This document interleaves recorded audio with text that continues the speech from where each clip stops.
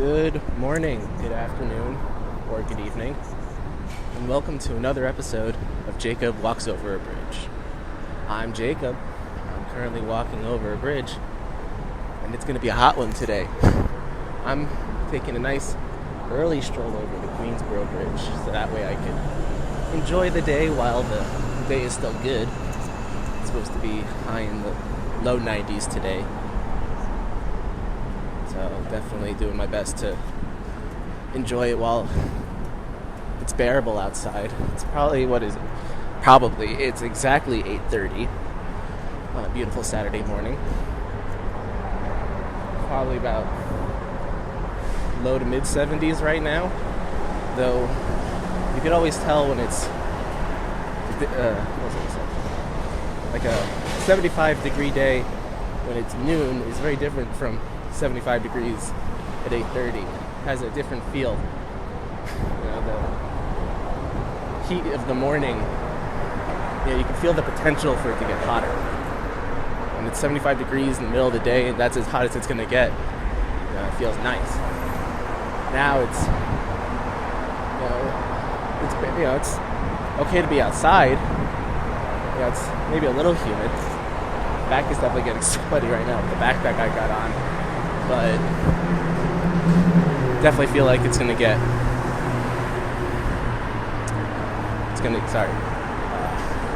had to pause because, as I've mentioned before, this bridge is not the best for walking over because pedestrians and cyclists share a lane, and because where you walk up from Manhattan to Queens, the direction I'm going, the walkway is fairly narrow, so when 2, 3, 4 people are trying to get through the same place at the same time, it gets a little log jam, so I had to pause to think to get through unscathed. But I guess long story short, with what I was saying before, is that it's going to be a hot one. And I'm trying to carp the DM. I don't think I've been on this bridge in a few months now. I haven't done many bridge walks lately, which is why the episodes have been a little sporadic. The plan was to last weekend. Last weekend was Memorial Day weekend, so I had a 4-day weekend, thank you, work. So the plan was to try to do at least one walk that weekend. But the weather had other plans, and the ability to walk over was hampered because of that. As much as I love walking, I was not going to do that in the pouring rain. But I'm here now. One of those bridge walks I was going to do, I was going to walk to Brooklyn. I had a date. Of course, as many hardcore listeners know, whenever I go to Brooklyn, I try to pair it with some grocery shopping, and that's what I did. I did my usual. Went to Sahadi's, got some pita at Damascus Bakery right next door. I even went, there's, on that same block, on Atlantic Avenue, there's a culinary kitchen store called Whisk. And wouldn't you know it, I needed to acquire a whisk. And I was thinking I was going to wait until I did some international trip. There's a surprising number of things in my kitchen come from overseas. Well, I have a wooden spoon that I use for a lot of the cooking I do that I got when I was studying abroad in London. That was one of the souvenirs I brought back. And it has served me well, and that's actually, it's a functional souvenir. It's not just a magnet on the fridge, which I do have. I was going to say I got conned, but I actually wanted to get it. It was when I was in Belgium, in Brussels.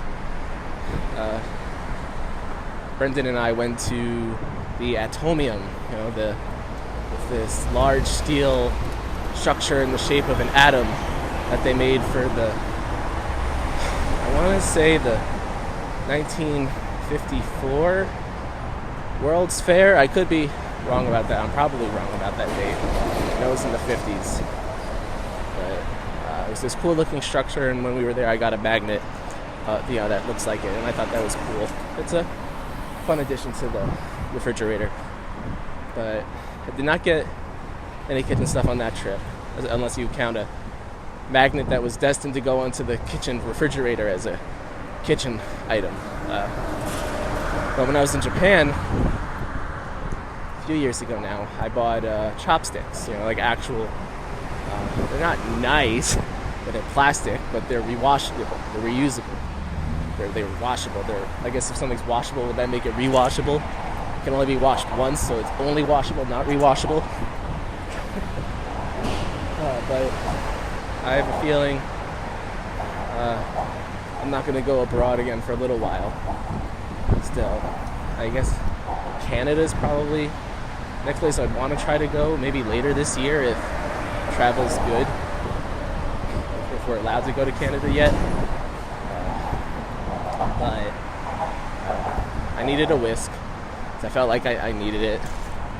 I don't know if I really plan on making pancakes or anything else you need a whisk for anytime soon, but it's getting to the point where I was like, I should have this. I don't know what I was doing without it. So I got a whisk from Whisk. Very convenient. The date was not so good. But,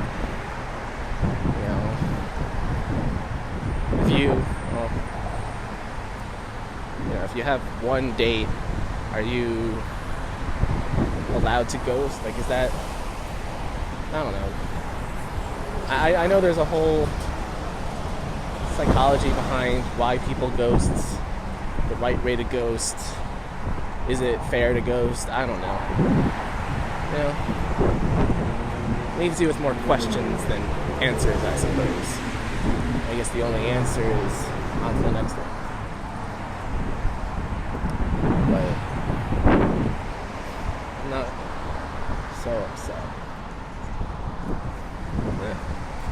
If they're willing to ghost after this one date without even humoring a conversation after, then probably wasn't the right person for me anyway. There's definitely more people on here than I thought there'd be this early on a Saturday, but I guess it's been a while since I've walked over a bridge on a nice day. I think the last time I walked over this bridge was, I don't even know, maybe March? No. It was, I think, early April when I went to go help a coworker.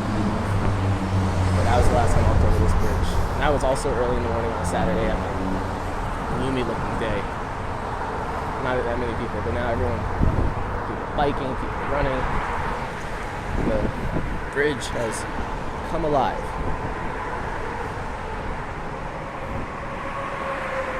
Which just means there are more people to try to maneuver around or maneuvering around me.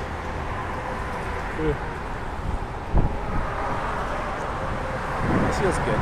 It's good to be back out and walking over a bridge. I was doing a lot of just pure Manhattan walks. I mean, there was my whole, I don't even know if I talked about how I moved to the Upper West Side from the Upper East Side. And I decided it was in my best interest to try to walk as many things as possible through Central Park to the new apartment. So I took about a week and a half to walk essentially my entire library of books, which I have a lot of books. But that was just a lot of walking in Manhattan. I did some day trips to see friends in Manhattan. That was fun. I guess it was 2 weeks ago now, went to go see some old camp friends. I haven't seen him in one of them was Mancho Boy, who was the guest on the last episode, so it's good to see him again. He still has that ring that he bought off of someone who needed gas money, or so the scam went. I saw him, but then I saw some other guys who I hadn't seen in at least a year. One of the last things I did before the pandemic started. So it's good to see them and hang out, and it felt like no time was lost. I was worried to a point that it was going to take a longer time than we'd like to get things back to normal, at least in the New York City. I know there are people who've been living their lives as if nothing has changed at all over the last year. The anti-maskers, it's not as bad as the flu sort of people. But for those of us who I'm going to say in the know, as pretentious as that may sound, it was a traumatic experience that probably is going to take some time to deal with. Therapists are going to be very busy, as if they weren't already. But I thought it was going to take a little bit longer to really feel comfortable going out without a mask or going out, hanging out with a larger group of people. It was tiring, to be sure. I was tired. I'm not used to being out that long with people. My voice was a little sore because I was talking and laughing more than I have in a long time. When I'm at work, at my desk in my room, in my apartment, not in my room, I'm talking maybe a couple sentences here and there at the most. I don't chime in much in meetings when I'm not needed. I'll have regroups with my manager and I'll speak with her. But there isn't much I'm talking about. Maybe I'm mostly just talking to myself or telling Siri what to do. So, and then there's what I do now, talking to you on a bridge. This is going to be a lot of talking. By the time I get off this bridge, I'm about a little more than halfway over now. Who knows how my throat's going to feel. But I was worried for, in the heart of the pandemic, but, how long is it going to take for us to feel like things are back to normal? Relative word, I know. But it might be easier than we think. Last weekend, my parents came into the city and we ate inside a restaurant. That was a semi-first for me.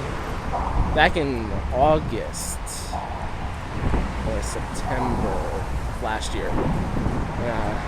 Jerry Tyler, he's going to be a guest on this podcast eventually. You'll see. I was meeting up with him as he was looking at apartments, and we ate inside a diner that had all of its windows open.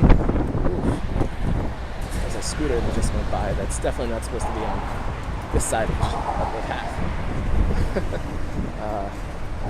But we ate inside a diner, so it was kind of like being outside because the windows were all open. It was very big windows that they opened, so you could pretty much walk in and out of them. But we're still kind of inside there. The last time I ate in a restaurant was I think it was probably March 14th of 2020. I remember that fairly well. That was the Saturday right after my last day at work, Friday the 13th. And I, of course, being me, I did 2 first dates in one day, which has never been a good thing to do. I'm not playing a dating game here. I shouldn't be doing more than 1 date a day or even a weekend. There's just so much to process. You forget what you talked about with people. You're just tired. It's a lot. But me being me and doing things I shouldn't always do just because I can do them, which has always been a common theme of my life. I did 1 first date in, I guess you could say it was the Village. It was First Avenue. It was a coffee shop off of First Avenue and 6th Street. I guess that's the Village. Correct me if I'm wrong, internet. But had a coffee shop there in the morning, and then met up for an evening date up in Morningside Heights near Columbia University.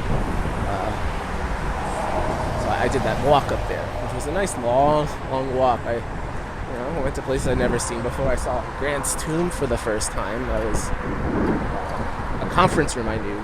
In my office, they have named all of the conference rooms after New York City landmarks. So Grant's Tomb was one of them, and I never, honestly, I guess it's something you don't really hear about. They don't talk about that, at least in my public school. So when I it sounded like a funny name for a conference room, but then lo and behold, as I was meandering my way uptown, there it was. But that was the last time I ate inside. But the coffee shop, when I had coffee, which I don't often do, or who knows, that could have helped me get up there to the Heights. And then that evening, Dave and I, we went to a restaurant. We had a drink and we shared, I believe they were cauliflower wings. You know, they cook cauliflower the same way they would cook a chicken wing. Whatever sort of buffalo, barbecue, whatever sauce we got. I don't know all the details, but that was the last time I ate in a restaurant before last weekend. And that wasn't so bad. The restaurant wasn't so full. They were mostly empty. There was, I think, one other table, maybe two other tables who were there at the same time. But it wasn't as stressful as I thought it would be. And I guess it all comes down to being vaccinated. I've been vaccinated, fully vaxxed, and doing this walk without a mask for the first time in forever. So no more muffled mask recordings. This is the real deal. Most people who are walking by now are unmasked. I guess at this point it is what it is. I don't know, at least maybe in New York City it could be safe to assume that the average person is vaccinated. I mean, putting things like racial, ethnic differences aside, I think more than half of New York City has been vaccinated. And the numbers are starting to reflect that, probably. I imagine that the vaccines are starting to have an effect on at least, the death toll.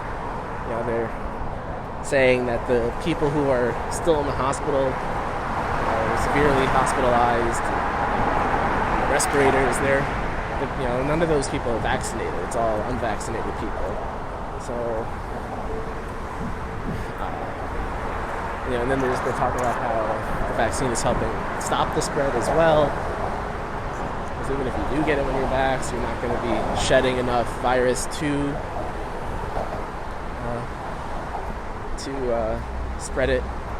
So that makes me feel better about being unmasked. Because I mean, at the end of the day, too, the mask. The most important thing about the mask was getting. Sorry, I got distracted again by a scooter that shouldn't go along the bike lane. At the end of the day, the mask was more about protecting others. It wasn't going to do much to protect you from the virus, but everyone else around you. A lot of people, didn't get that. But seeing as I am not as much of a threat, especially outdoors where I am now, I'm wearing a mask as myself outside, majority of the time. I'll still wear a mask inside, obviously when it's required, but also when I go to Trader Joe's now, Trader Joe's no longer requires people to be wearing masks inside of their stores. We're allowed by the government. I'm still, a lot of other people who are still on the Upper West Side anyway, go to the Trader Joe's that's now right across the street from me, which is a blast. I can go during my lunch break. And those folks are wearing masks still indoors. And that might just be a habit thing, or just no one wants to really be the first one to take it off. But the mask haven't completely gotten away just yet. But at least the most unbearable part was when I would try to do these long walks over the summer last year, and my mouth, I would just get, I don't know why, it was just my upper lip, just mustache sweat. And it was really uncomfortable, but I persevered because I was trying to do my best to be a good person about it all. But now I'm happy that I could do one of these walks without having to wear a mask the entire time. I have a mask in my pocket, because I know I'm on my way to IKEA. I don't know why I didn't say that originally. I am requesting. I need either, I guess, a recycling bin or a garbage can. I'll figure out which one I'm gonna get probably with it. It'll be a game time decision. But I need a recycling bin because right now all I have for a recycling bin is just a plastic bag on the floor, and that's both cumbersome and unsightly. So I'm going to be getting at least a recycling bin. I say at least, but I have a garbage can now, which it's a larger one, and it was probably better when there were at least 2 people living in the apartment. I got that garbage can in 2017 when I was still living with my first roommate. And it served its purpose then, and it still does now, but the lid does not close all the way. There's an opening. The lid is the top that comes off very easily. It's not the best. And now, especially now that the summertime is fast approaching, and excuse me, maybe it's the building too, I don't know, but I'm seeing a few more flies around, or little gnats around the garbage can than usual, so I'm thinking that the open top is certainly contributing to that. So I may convert that into the recycling bin and make this trip to IKEA for an actual garbage can, which I think probably is going to be what happens. Also need to get muesli. Last time I was at Trader Joe's, they didn't have it, and that's been one of the breakfasts one of those pandemic trends for me that stuck was eating yogurt for breakfast. I've been getting Greek yogurt and putting muesli in because it's much better than granola, which you're always surprised to learn is like candy. There's so much sugar in granola, and the thing is, I don't always listen to my doctor when he says I need to cut back on the sugar because of I guess it was triglycerides were high, and I still do indulge at times, but sometimes when I really can and should avoid it, and especially if I'm grocery shopping, it's easier to make a healthier choice than when I'm on the spot buying ice cream or whatever. I still buy a lot of ice cream at the grocery store, but when it can be helped, to try to make the healthier choice. And so that's why getting muesli, and it's just as good. When it's all covered in yogurt, you don't really taste the sugar that much, and then it's just empty calories. But the muesli's good. But last time I went to Trader Joe's, they didn't have. Trader Joe's is notorious for killing their popular products, in my mind anyway, without any warning whatsoever. So I don't know if it was just maybe they were out that day, or it's gone forever. But regardless, I know I've actually had the IKEA's muesli before, so it was all right. Not my favorite. My favorite is Bob's Red Mill muesli. It was hearty and good. And, others are okay. The Trader Joe's one's decent, but I don't know. The Bob's one was my favorite, but the IKEA one was okay. But one time I tried it, so I'll get it again, and we'll see how.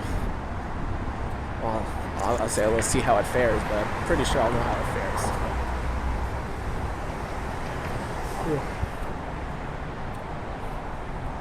I know I'm not going to walk home with the garbage can, so this is going to be a one-way trip. It's a walk trip anyway. I'm going to take the subway back. I'm going to cop out and do that. But that's life. Sometimes I have to learn to make the more convenient decisions. I could certainly try walking back carrying a garbage can. I could make it back, but do I really want to do that?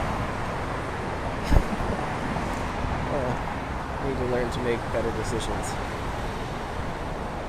But on that note, that concludes the span of this bridge. I am nearing the end. It's a pleasure once again to have this nice chat on this wonderful Saturday morning. And I'm sure I'll speak to you again very soon. And as I always say in situations like this, good day and good night.